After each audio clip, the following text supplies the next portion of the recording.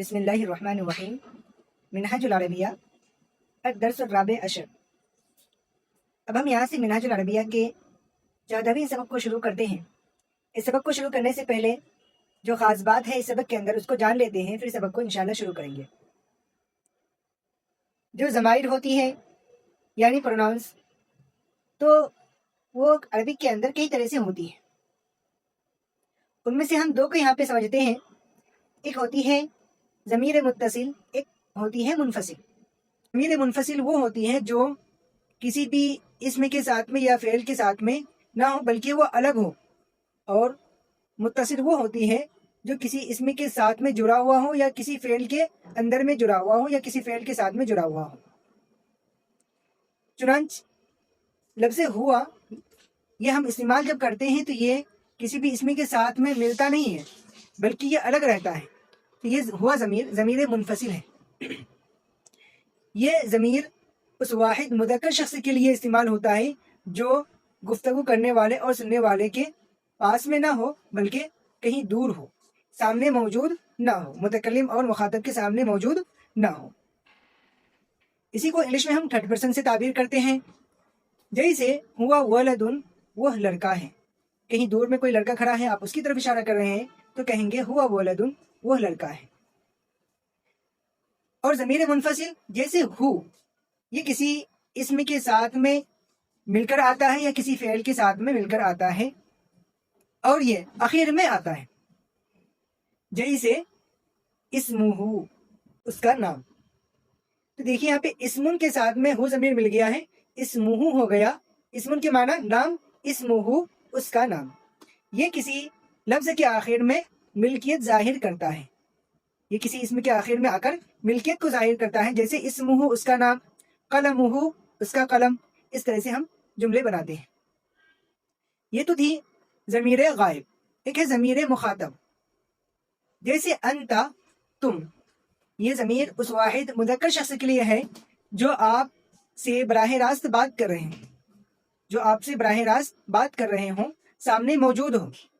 جیسے انت طالب، تم طالب علم ہو، آپ سامنے والے کو کہہ رہے ہیں انت طالب، تم طالب علم ہو۔ اور ضمیر متصل جو ہوتی ہیں، جو اخیر میں آتی ہے، وہ لفظ کا ہے، کاف زبر کا۔ کا کے معنی تمہارا۔ جیسے یہ لفظ کے آخر میں کا کی صورت میں آتا ہے، جیسے رب کا، تمہارا رب۔ ضمیر متکلم جیسے انا، میں۔ یہ ضمیر کسی بات کرنے والا یا کرنے والی کے لیے استعمال ہوتا ہے، کسی بات کرنے والا یا بات کرنے والے کے لیے استعمال ہوتا ہے، یعنی جو خود بول رہا ہے یا بول رہی ہے اس کے لیے لفظ انا استعمال ہوتا ہے۔ جیسے اردو میں لفظ میں، دیکھیے مثال میں انا مسلم، میں مسلمان ہوں۔ تو لفظ انا یہ کیا ہے؟ ضمیر متکلم ہے، یہ مذکر بھی استعمال کر سکتا ہے اور مؤنث بھی استعمال کر سکتی ہے۔ اور دوسری ضمیر ہے یا، یہ لفظ کے آخر میں چھوٹی یا کی صورت میں آتا ہے۔ یا کے معنی میرا یا میری، جیسے ہم کہیں گے دینی، میرا دین، قلمی، میرا قلم، کتابی، میری کتاب۔ سلائڈ کے اندر بھی دیکھیں کہ جو ٹیبل کے اندر دیے گئے ہیں کہ ضمیر مخاطب ہے، ضمیر منفصل ہوا کے معنی وہ، اور ضمیر متصل یعنی ہو یعنی اس کا یا اس کی۔ ضمیر مخاطب انت ہے، ضمیر منفصل، اور کا ہے ضمیر متصل، کا کے معنی تمہارا یا تمہاری۔ متکلم جیسے لفظ انا، یہ کیا ہے؟ ضمیر منفصل ہے، اور یا یہ کیا ہے؟ ضمیر متصل ہے۔ یا کے معنی میرا یا میری، جیسے میرا قلم، قلمی، میری کتاب، کتابی۔ تو اس کے لیے ہم آخر میں یا متکلم استعمال کرتے ہیں۔ آئیے اب ہم سبق کو شروع کریں۔ اس کے اندر بھی ضمیر متکلم یہاں پہ سب سے شروع میں دیا ہوا ہے یا کے معنی میری یا میرا، اور کا کے معنی تمہارا یا تمہاری، اور یہ مذکر کے لیے استعمال ہوتا ہے۔ یا تو ایسا ہے کہ یہ مذکر مؤنث دونوں کے لیے استعمال ہوتا ہے، جیسے لفظ انا، اور کا یہ استعمال ہوتا ہے مذکر کے لیے، اور مؤنث کے لیے ہم کی استعمال کریں گے۔ جیسے کسی مؤنث کے لیے کہیں گے کہ تمہاری کتاب ہے یہ، تو ہم کہیں گے کتابو کی۔ اگر مذکر کی کتاب ہے تو ہم کہیں گے کتابو کا. ہو ضمیر یہ مذکر کے لیے استعمال ہوتا ہے اور غائب کے لیے استعمال ہوتا ہے. اس کے معنی ہے اس کا. آئیے اب ہم سبق میں دیکھتے ہیں ربہ. اس کے معنی ہے اس کا رب. ہو ضمیر کس کے لیے؟ غائب کے لیے ہے، یعنی اس کا. رب کے معنی رب، ربہ اس کا رب. ربو کا مخاطب کے لیے ہے، مذکر کے لیے تمہارا رب. ربی یا متکلم کے لیے ہے، چاہے مذکر ہو یا مؤنث ہو. ربی میرا رب. عبدہ اس کا بندہ. عبدو کا تمہارا بندہ. عبدی میرا بندہ. اسمہ اس کا نام. اسمو کا تمہارا نام. اسمی میرا نام. اب یہاں سے جو جملے دیے گئے ہیں ان میں کہیں پر غائب کا ضمیر استعمال ہوا ہے، کہیں پر مخاطب کے، کہیں پر متکلم کے. لیکن یہ بات یہاں پر یاد رکھیں کہ جو غائب کی ضمیر ہے وہ بھی صرف واحد مذکر غائب کی ہے، اسی طرح جو مخاطب کی ہیں وہ بھی واحد مذکر حاضر کی ہے، یعنی کا ضمیر. اور جو متکلم کی ہے وہ واحد مذکر و مؤنث متکلم کی ہے. کیوں؟ اس لیے کہ متکلم کے اندر جو عربی صیغے بنتے ہیں اس میں مذکر و مؤنث دونوں ایک ساتھ میں ہی ہوتا ہے. یعنی یا ضمیر یہاں پر مؤنث بھی استعمال کر سکتی ہے اور مذکر بھی استعمال کر سکتے ہیں. تو آئیے ہم ان جملوں کو دیکھتے ہیں. جملو کا، جملن کے معنی اونٹ، اس کے ساتھ میں ہم کا ضمیر ملائے تو ہو گیا جملو کا تمہارا اونٹ. فرسوہ، فرسن کے معنی گھوڑا، اس کے ساتھ میں ہم نے ہو ضمیر ملایا. فرسوہ اس کا گھوڑا. کلبو کا تیرا کتا. ببغائی میرا طوطا. حدیقتو کا تیرا باغ، تمہارا باغ. فاکہتی میرا پھل. وردو کا تمہارا گلاب. عصیصی میرا گملہ. بیتی میرا گھر. غرسہ اس کا پودا. ربو کا تمہارا رب. رسولہ اس کا رسول. ایمانی میرا ایمان. صدیقہ اس کا دوست. عبدہ اس کا بندہ. مسمو کا تمہارا نام کیا ہے.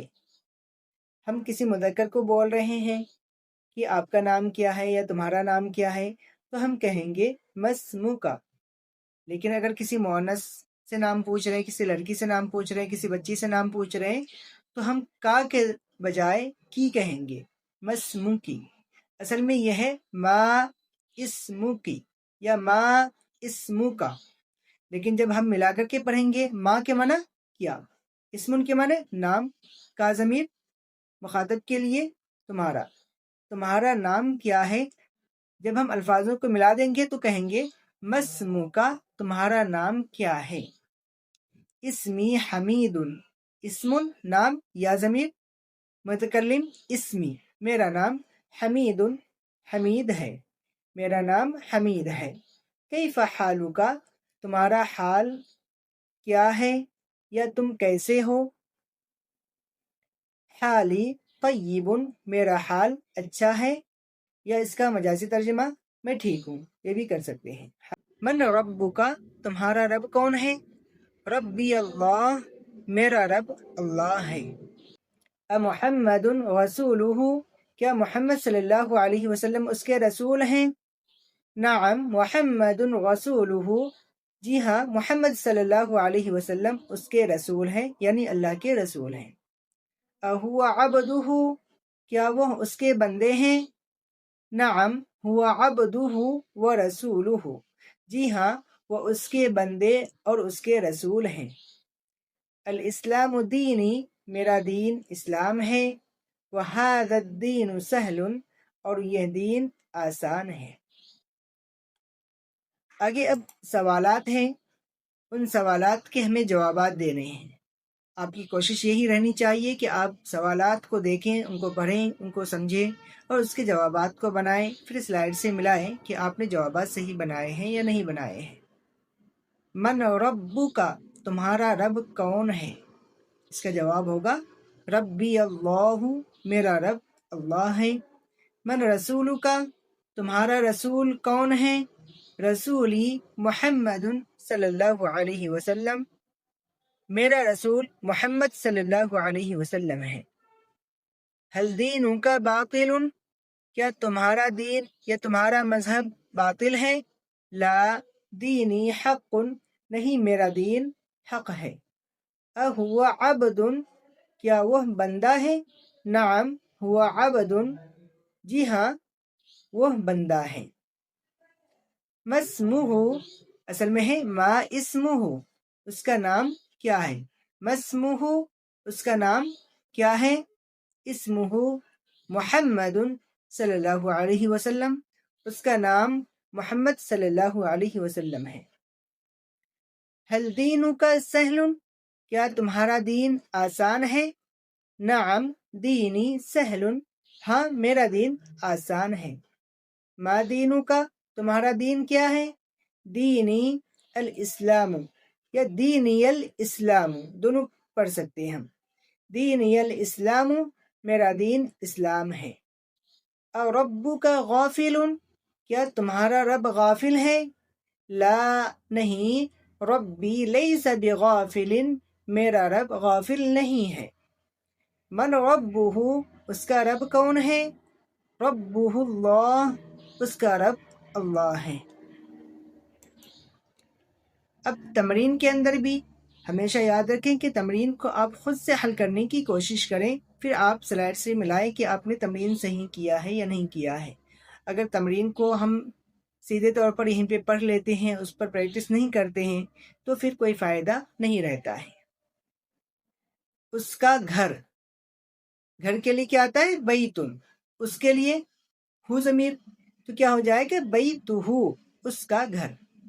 تیرا طوطا، تیرے کے لیے کیا ہوگا؟ کا ضمیر، طوطے کے لیے ببغاء، کیا بن جائے گا جملہ؟ ببغاء کا، تیرا طوطا، ببغاء طوطا، کا ضمیر تمہارے لیے، ببغاء کا تمہارا طوطا یا تیرا طوطا۔ میرا گھر آپ کا گھر ہے، بیتی بیتو کا، میرا گھر بیتو کا آپ کا گھر ہے یا تمہارا گھر ہے۔ اس کا گھوڑا، فرسہ، اس کا گھوڑا۔ تیرا باغ، حدیقتو کا، میرے باغ میں میوہ ہے، فی حدیقتی فاکہۃ، فاکہۃ کا معنی میوہ، فی حدیقتی میرے باغ میں، فاکہۃ میوہ ہے۔ اس کا دوست، صدیقہ، تیرا پودا، غرسک، تمہارے والد کیسے ہیں؟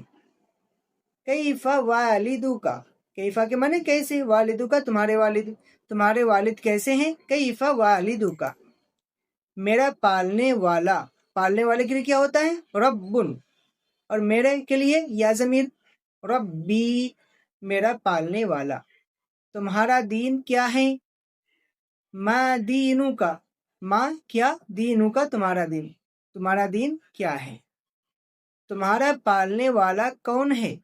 من ربو کا، میرا غلاب، وردی، وردن کے معنی غلاب، وردی میرا غلاب۔ کیا تمہارے رسول محمد ہیں؟ الرسول کا محمد، اور رسول کا، کیا تمہارا رسول محمد صلی اللہ علیہ وسلم ہے؟ الاسلام، اسلام میرا دین ہے، الاسلام دینی۔ میرا کونڈا، عصیصی، میرا رب مہربان ہے، ربی رحیم یا ربی کریم۔ اور وہ حق ہے، باطل نہیں، وہو حق لیس بباطل، وہو حق لیس بباطل۔